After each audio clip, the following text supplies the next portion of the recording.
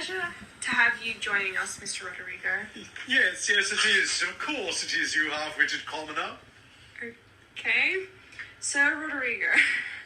Now, my first question is what do you think of Iago?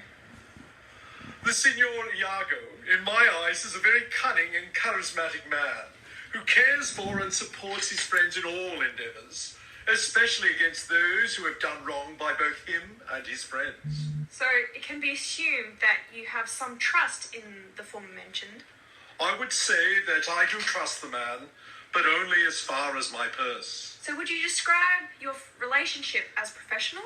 I would consider our relationship as a friendship, with us both working towards the same end goal. Some people are describing you as Iago's personal hunting dog. Your thoughts on that? Now that is complete hogwash. If anything, he is my hunting dog. So you would consider yourself the thoughts behind the actions? Yes, you could say that. But I would rather say that I'm both the thought and the action.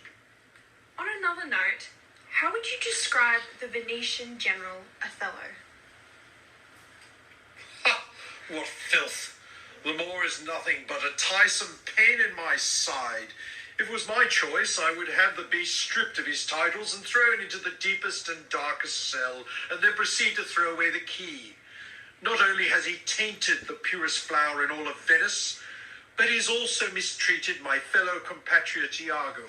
So it's safe to assume that you are not fond of his recent marriage to the fair Lady Desdemona.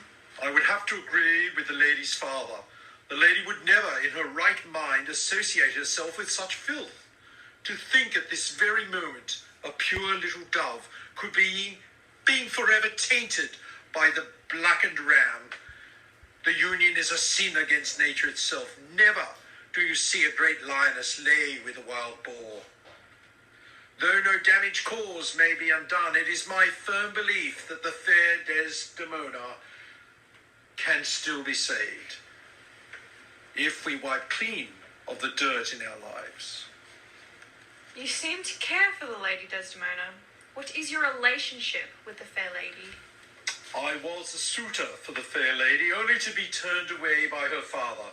As events have now unfolded, he must be deeply regretting this.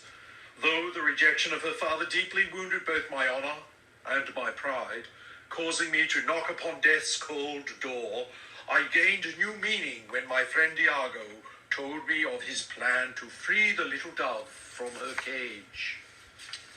What's your opinion, then, on the rumours surrounding Desdemona and Cassio's affair? It is not surprising that the lady has already grown tired of her new husband. Though I am distraught at the news of her new lover, a plan has been set in motion. With the help of Iago, we shall remove this insect, so to ensure our plan to free the fair lady is inevitable. So it's safe to say that you are not fond of Michael Cassio. If he hadn't gotten himself involved with the fair lady, I honestly wouldn't have given him a second thought. Though I do hate his involvement in the pain which has been inflicted upon my friend Iago. I have nothing to do with the insignificant insect, for he is far below me and not worth any of my time. But I would also have to say that if dear Iago had requested my help in regards to squashing said insect, I would have been much inclined to help even without his current relationship with the fair Desdemona. But he has in fact involved himself in that, which is above him, and now I shall remove him. It is just now I will gain more satisfaction when carrying out the action. Well, that is all we have time for today. Thank you again for joining us. It truly has been a pleasure. I'm sure it was a pleasure, for it is not often you get to associate yourself with a noble man such as moi.